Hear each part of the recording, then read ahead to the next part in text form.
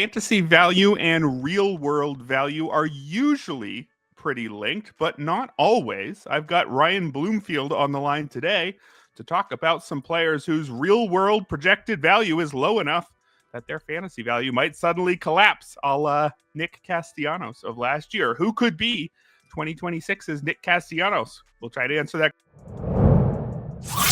that. How is your off-season going so far? Are you deep in the weeds of any big off-season series over on the Bubba and the Bloom pod?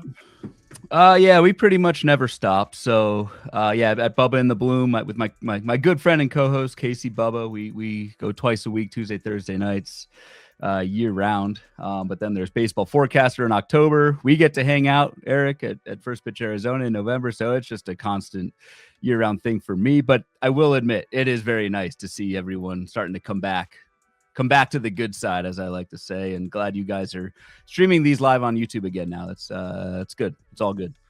Yeah, happy to have anybody come along and join us with some live questions during the show. Love to have the conversation going on. We will be talking today about Nick Castellanos. Well, not really. We'll be talking about this year's Nick Castellanos. You might remember for several years, Nick Castellanos produced quite a bit of fantasy value despite his WAR trending closer and then even maybe below zero. Players like that are useful for fantasy purposes until they aren't anymore, when their bad defense and lack of walks catches up to them.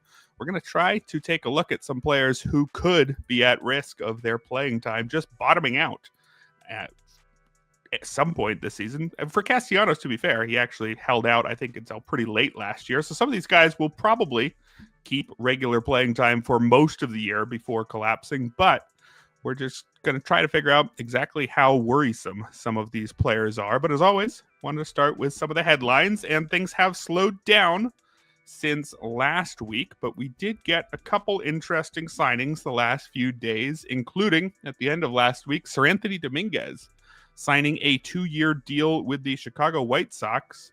Now, Ryan, the last couple years, I think I've said that there were a maximum of 28 closers for fantasy teams to fight over, right? If nobody went to a committee, there still wouldn't be 30 because nobody wants the Rockies closer. And in the past couple of years, nobody wanted the White Sox closer. They just weren't going to win enough games that it was worth chasing whoever was their top man in the 9th inning. Is that still true? Or would you be totally fine with Sir Anthony Dominguez as your closer too on a lot of teams?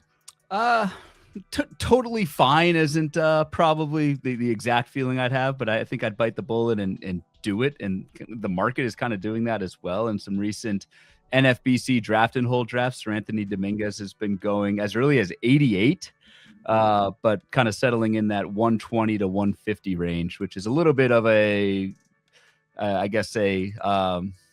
copy of how the closer market is just bonkers this year. Every closer that has a job is expensive, but Sir Anthony Dominguez has the job. I think that's the biggest thing, right? Right after the signing, the White Sox pretty much came out and said Sir Anthony Dominguez is the guy. Now, is Sir Anthony Dominguez a lockdown closer? No, like he misses a ton of bats. The Ks are good, but there are some major walk rate issues, so we will see. But I think Sir Anthony Dominguez is good enough to hold the role for, as long as he can limit the walks. And again, given the prices of closers so far this draft season, I think it is. I count maybe 18 to 20 relievers right now that have firm jobs and with varying degrees of skill within that 18 to 20. And at least in the drafts that I have been, all of those closers are getting pushed up. And I think Dominguez is probably near the end of that 18 to 20 range. But if you have the job in this environment, the White Sox may not be that bad this season. I don't mind taking Sir Anthony Dominguez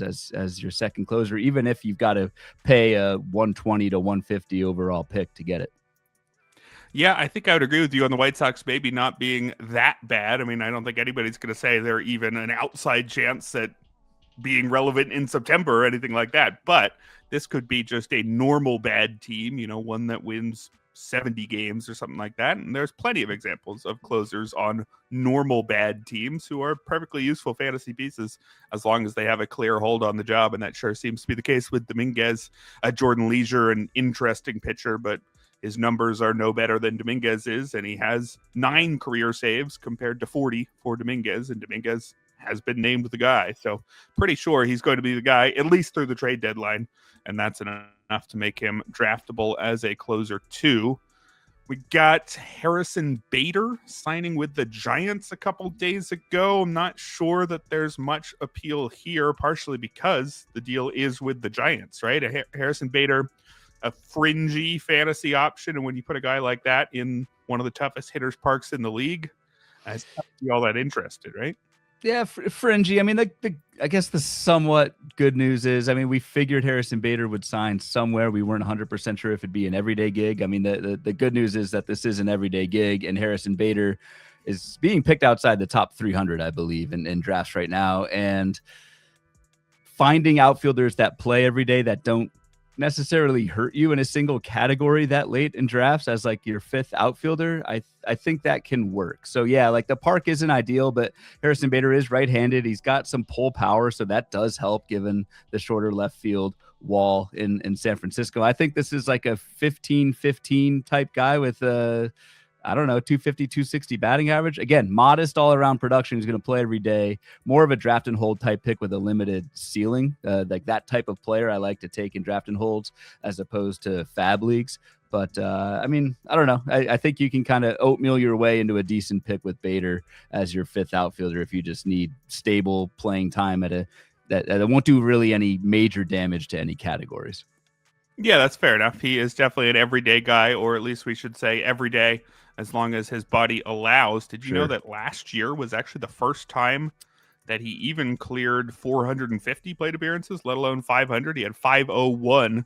That beat his previous career high of 437 set the year before. So wouldn't project much more than that, but at least while he's on the field, should be a playable option in a lot of formats. The hidden winner of this might actually be Justin Crawford of the Phillies. I think the Phillies were already saying that he was going to be the guy, but the only way that I could have envisioned that not being true is if the Phillies did bring back Harrison Bader. Again, they weren't saying that was going to happen, but you could have seen it happening for a pretty reasonable price. He only signed a 2-year, $20.5 million deal. That could have been a late signing by the Phillies, but with that out of the way, I think Justin Crawford pretty much is the starting center fielder for the Phillies. Agreed. One more signing to talk about. This is a player that I would not normally include in the start of a show, but because he's going to the Rockies, Edouard Julien. He was just acquired from the Twins for with Pearson Ole in exchange for Jace Kaminska and cash considerations. And there's every chance that cash considerations helps your team more than Edouard Julien does this year. But we got to talk about any player who might play regularly for the Rockies. And looking at this depth chart, Ryan, I mean, are you starting Edouard Julien at first base every day for the Rockies, or at least every day against righties? I mean, Julien does have, two paths to playing. He could play first or slide back to second base as well. Yeah. It's these golden opportunities, these playing time opportunities on bad teams. For fantasy, we do care about what team they're on, but playing time is the biggest thing. And I guess Edouard Julien is probably a strong side platoon bat at either first or somewhere on the right side of that infield. Now, Edouard Julien has, comes with issues. Wins above replacement WAR will be a common theme in our show today. Checked in, or is projected for basically to be replacement level with a major strikeout rate for Julien. Much more valuable given his plate patience in kind of points leagues or OBP leagues. But I think anybody who joins the Rockies with the power that Julien has, with the batting average boost that Coors Field brings, even though Julien may hit down in the lineup, I still don't think draftable in like 15-team fab leagues. But again, my mind right now in January is on these kind of draft and hold formats, and I'm okay with it as a kind of a backup middle infielder for Edouard Julien.